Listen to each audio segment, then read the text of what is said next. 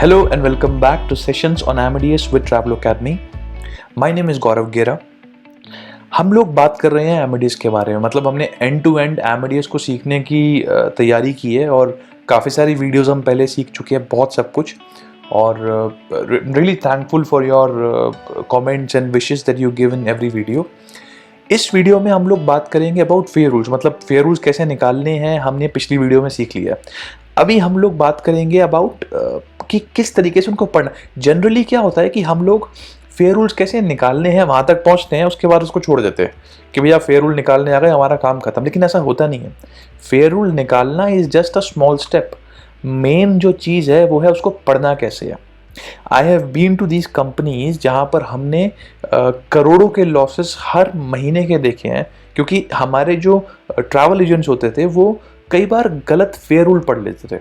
और एयरलाइन जो है एजेंसी डेबिट मेमो ADM हर महीने का भेजती थी, क्योंकि वो 6-6, 7-7 महीने के बाद भेजती है तो हमें पता नहीं लगता उस टाइम पर जब वो लॉस हम करते हैं। नहीं तो अगर पता चल जाए तो वी कैन रेक्टिफाई। तो 6 महीने के बाद, 7 महीने के बाद, कई बार 1-1 साल के बाद एयरलाइंस के लॉसेस आते थे। So that is why I collected these specific cases कि इनको पढ़ना कैसे है। और हम इसको अगर समझ लेंगे तो हम 90% फेयर रूल्स को बहुत आसानी से पढ़ पाएंगे, बिकॉज ये ऑलमोस्ट हर तरह का फेयर रूल जो है मैंने आपके लिए इकट्ठा किया है और इसके स्क्रीनशॉट यहाँ पे ले लिए हैं। इस वीडियो को शुरू करने से पहले सबसे पहले तो मैं आपको ये बताना चाहूँगा कि जैसे हम हर वीडियो में बोलते हैं कि आप सब्सक्राइब कर लो, लाइक कर दो, अगर आपको पसंद आए आप बेल आइकन दबा सकते हो, so you can get the video directly, because we are putting it very regularly now, ताकि आपको सारी की सारी इन्फॉर्मेशन मिले। लेकिन इस वीडियो में मेरे पास आपके लिए गुड न्यूज़ है, और वो एक्चुअली में, मतलब सिर्फ बोलने के लिए गुड न्यूज़ नहीं है, वो एक्चुअली में बहुत बड़ी गुड न्यूज़ है हम सब के लिए। क्योंकि हम लोगों ने प्लान किया, टीम ट्रैवल अकेडमी ने ये प्लान किया है कि जैसे हम Amadeus की वीडियोस डाल रहे हैं, बिकॉज हमें नहीं पता था कि इतने लोग होंगे जो Amadeus की वीडियोस में इंटरेस्टेड होंगे, और इसके अलावा कितने सारे और GDS हैं, सेबर है, वर्ल्डस्पैन है, अपोलो है। तो इसका मतलब ये है कि ट्रैवल इंडस्ट्री के अंदर बहुत लोग काम कर रहे हैं और हर इंसान जो है वो ट्रैवल कोर्स नहीं कर पाता। देखो, आप ट्रैवल इंडस्ट्री में हो लेकिन आप ट्रैवल कोर्स नहीं कर रहे हो, वो कुछ ऐसा है जैसे आप इंग्लिश जो है वो खुद ही सीख रहे हो। मतलब आप कर सकते हो, बिल्कुल सीख सकते हो, लेकिन अगर आपको कोचिंग मिले, गाइडेंस मिले कि किस तरीके से इंग्लिश स्पीकिंग करनी है, तो वो बहुत आसान बन जाता है। वो प्रोसेस अचीव करना बहुत आसान बन जाता है। Same happens in travel. जो छोटे छोटे बेसिक चीज़ें होती है ना, वो सबको नहीं पहुँच पाती। कुछ लोग नहीं कर पाते बिकॉज ऑफ मनी, कुछ लोग नहीं कर पाते बिकॉज ऑफ टाइम। हमने डिसाइड ये किया है आपके लिए, गुड न्यूज़ ये है कि हम अपना पूरा का पूरा ट्रैवल कोर्स, पूरा का पूरा ट्रैवल कोर्स जो है, हम अपने सारे के सारे सब्सक्राइबर्स के लिए, जो फ्यूचर में सब्सक्राइबर होने वाले हैं हमारे, सबके लिए हम फ्री ऑफ कॉस्ट देने वाले हैं। सो आपको कोई कोर्स नहीं करना पड़ेगा। मतलब ट्रैवल कोर्स कई बार आपको लाखों रुपए देने पड़ते हैं, कई बार हज़ारों रुपए देने पड़ते हैं, और उसके बाद भी काफ़ी सारी चीज़ें क्लियर नहीं होती। तो हमने ये प्लान किया है कि हम अपना सारा का सारा कोर्स लोगों के लिए, जितने भी लोग हैं सबके लिए, सारे ट्रैवल इंडस्ट्री के जितने भी हमारे लोग हैं सबके लिए हम यहाँ पर डाल रहे हैं। और उसका रीज़न मेन कहीं ना कहीं कोविड है, कि कोविड की वजह से बहुत सारे लोग जो हैं वो कोर्सेज को अफोर्ड नहीं कर पाएंगे, और काफ़ी सारे लोग जो हैं क्योंकि वो अफोर्ड भी कर पाएंगे तो टाइम नहीं होगा। तो now this course is for all of you, and in coming videos जैसे हम Amadeus क्लोज करते हैं, उसके बाद फिर हमारी जो वीडियोज़ आने वाली है उसमें ट्रैवल कोर्स हम शुरू कर देंगे, जिसके अंदर सब कुछ होगा, from geography to TC area to global indicator to time zones to airline code, city codes, world, everything will be in that specific course. And over and above आपको उसके साथ साथ जो है हम उसके नोट्स भी प्रोवाइड करेंगे। So there will be some notes जिससे आप पढ़ भी सकते हो। सो आपके पास नोट्स भी होंगे, आपके पास जो है वो यूट्यूब में उसको देखने के लिए वीडियोस भी होंगी। If you have any questions you can always write in the comment box and we will get back to you. Now let's start the video जिसके लिए आप यहाँ आए हैं। सबसे पहले, जैसे मैंने आपको बोला कि हमने ना कुछ कोर्सेस इकट्ठे किए हैं, कुछ हमने इसके फेयर बेसिस इकट्ठे किए हैं कि इन फेयर रूल्स को पढ़ना कैसे है। आपको मैं साथ साथ पूछता रहूँगा क्वेश्चंस, तो आप भी इसके आंसर कमेंट बॉक्स में डाल सकते हैं। सो आप कभी भी इस वीडियो को पॉज कर सकते हैं और आप कमेंट बॉक्स में आंसर डाल सकते हैं। सो सबसे पहले तो हमारे पास पहला फेयर बेस है question number 1 it says referring to the below screenshot advise the cancellation fee. आपको इसकी कैंसिलेशन फीस बतानी है नो शो में। अब देखो नो शो क्या होता है कि जब कस्टमर अपनी फ्लाइट मिस कर देता है उसको नो शो कहते हैं। हम लोग ट्रैवल कोर्स के अंदर ऐसी बहुत सारे टर्म्स, करीब 200 टर्म्स के बारे में समझेंगे जो ट्रैवल की जार्गन्स होती हैं। फिलहाल हम समझ लेते हैं कि नो शो का मतलब है कि जब पैसेंजर जो है वो ट्रैवल नहीं करता। अब हमको बताना है कैंसिलेशन फीस क्या होगी। तो हम नॉर्मली फेयर रूल पढ़ते हैं कि एनी टाइम चार्ज 100, मतलब 100 जो है वो तो कैंसिलेशन की फीस है। कैंसिल करवाना है 100 तो आपको $100 तो देने ही पड़ेंगे। इसके अलावा आपको देना पड़ेगा €200 नो शो फीस। मतलब कि अगर वो नो शो हो गया तो आपको नो शो फीस भी देनी पड़ेगी €200। तो basically in most of the cases हम कहेंगे 100 + 200, इसका मतलब हो गया 300। सो कस्टमर को 300 देने हैं, €300, और टोटल फी जो है उसकी उसके बाद उसको रिफंड हो जाएगी जो भी उसने पैसे दिए थे पहले। इसके अलावा हम और भी कुछ पढ़ लेते हैं। नीचे अगर हमारे काम का लिखा हुआ है कि refund difference between the paid and applicable, this nothing much, infant no charge, infant child discounts don't apply, this nothing, so there is nothing much. So अगर हम इसकी बात करें तो नो शो के केस में इसकी फीस होगी 100 + 200 which is going to be €300। So generally क्या होता है, कई बार लोग देखते हैं कि अगर कैंसिल हुआ तो वो सिर्फ 100 कैंसिलेशन फीस है वो 100 बोल देते हैं, but it is not 100, it is going to be €300। Let's go to the next question. Referring to the below screenshot, advise the changes penalty if passenger wants to change his destination। अगर passenger को अपनी destination change करनी है, मतलब origin होता है जहाँ से वो निकल रहा है, डेस्टिनेशन जहाँ वो पहुँच रहा है, उसको डेस्टिनेशन सिटी चेंज करनी है तो उसको कितना पैसा देना पड़ेगा। It says any time. देखो एनी टाइम का मतलब क्या होता है कि कभी भी, बिफोर डिपार्चर हो या आफ्टर डिपार्चर हो। बिफोर डिपार्चर का मतलब होता है जब फ्लाइट उसने ना जाने के लिए है आउटबाउंड और ना ही आने के लिए है। Basically before departure means the ticket is completely unused, और आफ्टर डिपार्चर का मतलब है कि उसने आउटबाउंड मतलब उसकी पहली फ्लाइट जो जाने वाली है वो ले ली है। सो एनी टाइम, इसके बारे में हमने कैंसिलेशन वाली वीडियोस में किया डिटेल में, आप वो देख सकते हैं, आपको उससे समझ आ जाएगा। So any time it says €130, €130 लगेंगे आपके। अगर आपको कोई भी री इशू या रीवैलिडेशन कराना है, मतलब चेंजेस करवाने हैं, तो आपको पैसे लगेंगे €130। €130 जो है जो आपके लगने वाले हैं वो है चेंजेस की, और हमें करानी है चेंजेस, एडवाइस दी चेंजेस पेनल्टी। लेकिन इसमें चेंज क्या करवाना है, डेस्टिनेशन। देखो क्या होता है कि मैक्सिमम जो यहाँ पहले लिखा होता है ये डेट के लिए चेंजेस लिखे होते हैं। फ्लाइट की अगर आपको डेस्टिनेशन चेंज करनी है या नहीं करनी वो इस पर डिपेंड नहीं करता। तो अगर ऐसा कभी कुछ लिखा हुआ है ना तो आप ज़रूर जो है एक बार एयरलाइन कांटेक्ट कर लो ताकि आपको कंफर्म हो जाए कि चेंजेस जो है वो करने हैं नहीं करने। लेकिन अगर आप एक चीज़ ध्यान से देखोगे तो लास्ट में कुछ लिखा हुआ है यहाँ पे कि रीराउटिंग परमिटेड, मतलब आप चेंजेस कर सकते हो। कि अगर कोई बंदा दिल्ली से मुंबई होकर के गोवा जा रहा है, सो वो जा रहा है दिल्ली से निकल रहा है, मुंबई जा रहा है, उसका स्टॉप है बीच में और वो गोवा जा रहा है, तो उसके ओरिजिन दिल्ली हुआ और डेस्टिनेशन गोवा हुआ। लेकिन जब वो वापस आ रहा है तो वो दिल्ली बैंगलोर, सॉरी, जब वो वापस आ रहा है वो गोवा बैंगलोर और दिल्ली से आ रहा है।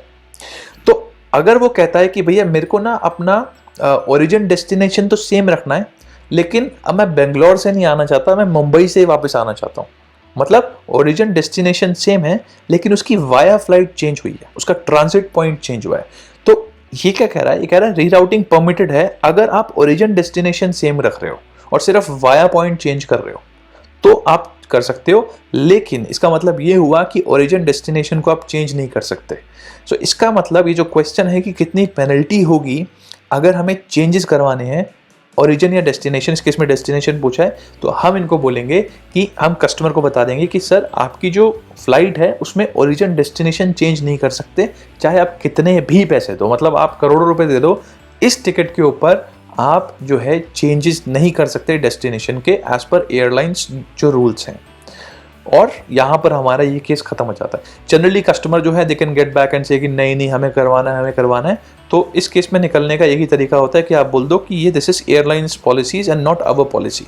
तो आप हमें बोल दो नहीं बोलो उससे कुछ फर्क नहीं पड़ता। Now referring to the below screenshot, what is the change fee if passenger is a no show. अगर पैसेंजर नो शो है तो चेंज फ़ी कितनी होगी। ये आपके पास स्क्रीन है, आप एक बार इसको खुद भी देख सकते हो कि कितनी चेंज फ़ी होगी अगर पैसेंजर जो है नो शो है। You can pause the video and you can put the comments in the comment box.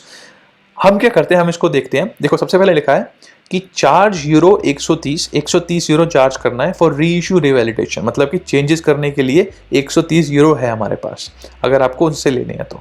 लेकिन नो शो के बारे में कहीं कुछ लिखा तो नहीं, मतलब मैक्सिमम जो ट्रैवल एजेंट्स होते हैं वो ये पहली लाइन देखी, थोड़ा सा नीचे देखा यहाँ पे, हाँ कुछ नहीं है, कोई दिक्कत नहीं, फिर वो आगे बढ़ जाते हैं। लेकिन हमें जो है, हमें सब कुछ देखना पड़ेगा। यहाँ देखो, यहाँ लिखा है changes not permitted in case of no show, मतलब एक लाइन है छोटी सी बीच में, और ये वही केसेस हैं जो हम मिस कर देते हैं, ये वही चीज़ें हैं जो लाइनें हैं हम मिस कर देते हैं, और इस चक्कर में कंपनी को लॉस, और लॉस कितना बड़ा आता है मैं बताता हूँ आपको। अगर ये टिकट मान लो 1000 यूरो की है, मतलब करीब करीब 1 लाख रुपए की ये टिकट है, उसमें 130 का हमने बोल दिया कि सर 130 के चेंजेस हो जाए, 130 यूरो के चेंजेस हो जाएंगे, आपने कर दिए।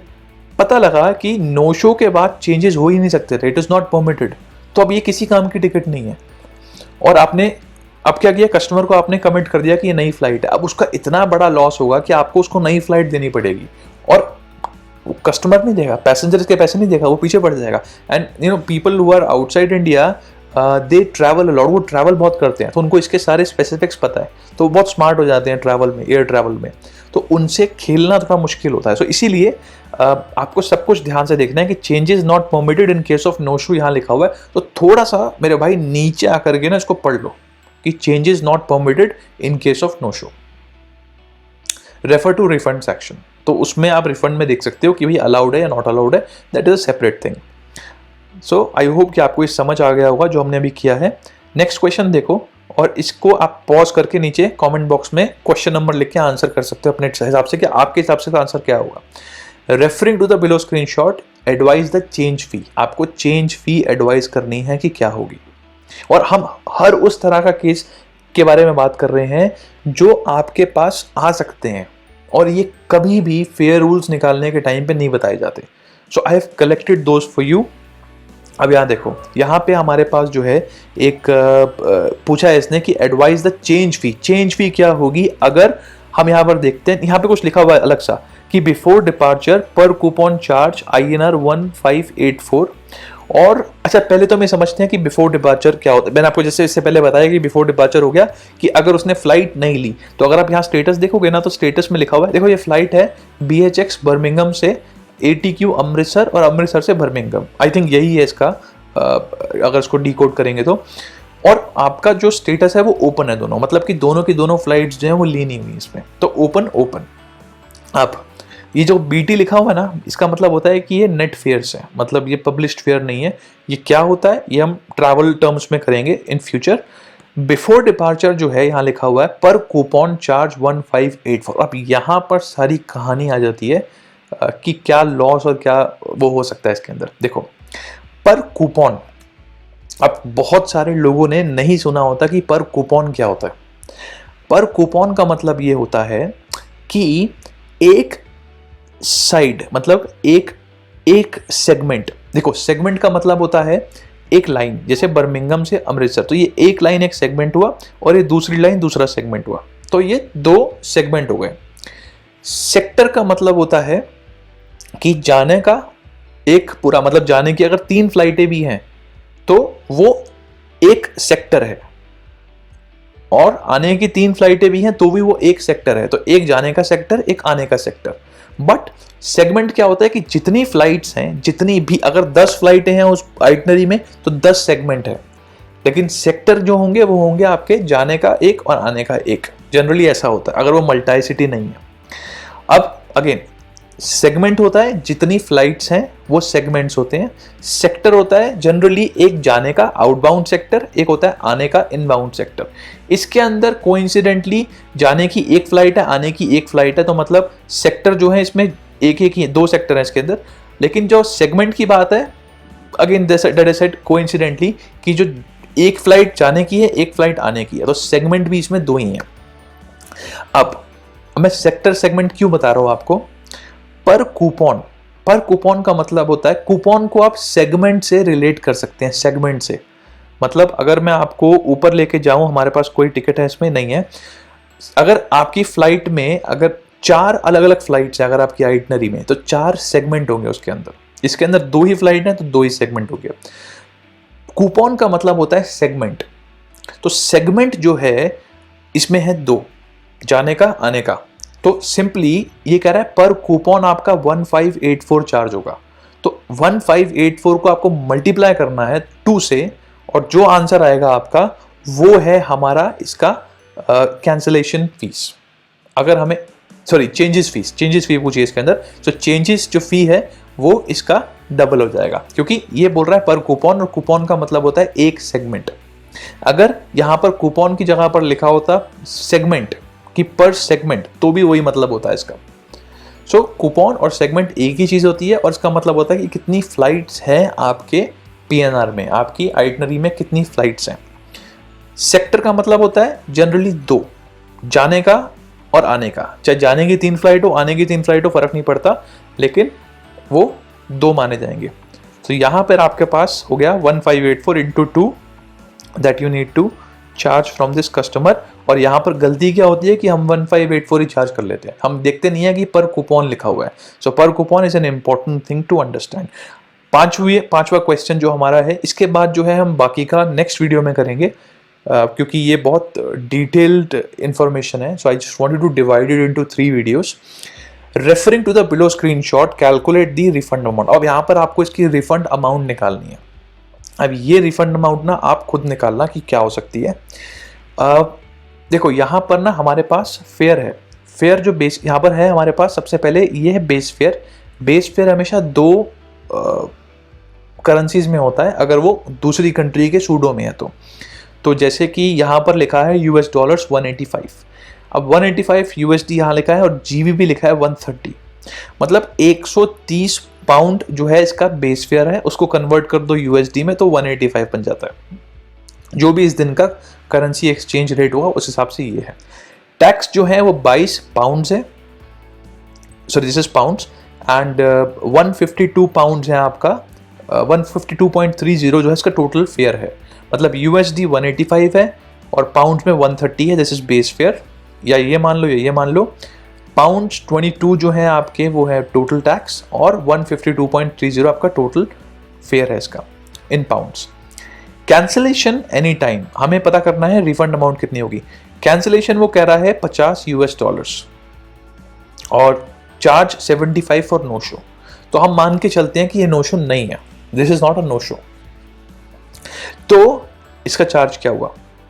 सो अब आपको क्या करना है, अब जनरली क्या होता है, जैसे मैक्सिमम हम क्योंकि फटाफट कर रहे होते हैं इस पे काम, हम क्या करते हैं, हम कहते हैं अच्छा रिफंड निकालना है, अच्छा 152.30 माइनस 50 कितना हो गया, 102.30, राइट। इसी तरीके से करते हैं हम। लेकिन आपको थोड़ा ध्यान से देखो, ये जो है ये पाउंड्स में है और ये जो है ये US डॉलर्स में है। तो इसका मतलब ये कि आप पाउंड्स को डॉलर से नहीं माइनस कर सकते। या तो आप इस पाउंड को डॉलर बनाओ या इस डॉलर को पाउंड बनाओ। प्रेफरेबली आप इस डॉलर को पाउंड बना सकते हो, और उसके बाद इसको इससे माइनस करो ताकि आपको रिफंड अमाउंट निकल पाए। सो रिफंड अमाउंट क्या होती है, टोटल जो टिकट की कॉस्ट है माइनस कैंसिलेशन फीस। लेकिन कैंसिलेशन फी जो है वो अलग करेंसी में है और टोटल फी जो है वो अलग करेंसी में है। सो यू नीड टू जज that and accordingly you need to subtract, और उसके बाद आपको इसका आंसर लिखना है। अभी फिलहाल अगर आपके पास Amadeus नहीं है या कोई और GDS नहीं है तो आप गूगल पे जा सकते हैं और वहाँ पर एक्सचेंज रेट देख सकते हैं आज का क्या है, और उसके हिसाब से यू कैन मेंशन कि एग्जैक्टली कितना रिफंड जो है कस्टमर को मिलेगा अगर वो आज इसको रिफंड करवाता है तो, right. So basically these are the 5 different cases that I had for you in this video. इसकी अगली वीडियो में और ज़्यादा इंटरेस्टिंग 5 केसेस के बारे में हम बात करेंगे, और अगर आपको ये सारे आ गए तो it will be really really helpful for you, और आपका एक अलग से डायमेंशन खुल जाएगा कि अच्छा इस तरीके से जो है हमें चेक करना है फेयर रूल्स के बारे में। Thank you so much for watching this one. You can like, subscribe this channel, and you can share our videos with your friends so that they will also understand all these specific important things. Thank you and take care.